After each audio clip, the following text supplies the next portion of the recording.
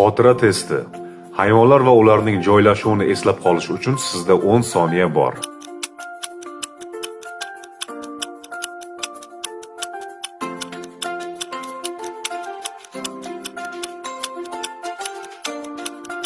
Yo'lbars qaysi raqam ostida?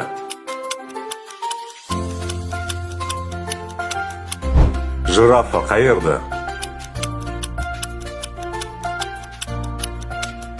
Burgut qaysi raqam ostida? To'g'ri va xatosiz topayotgan bo'lsangiz, like bosib davom eting. Karkidon qayerda? Ot qaysi raqam ostida? Bug'u qayerda? Agar oxirgi raqam ostida kim bo'lganini eslasangiz, kommentlarda yozib qoldiring.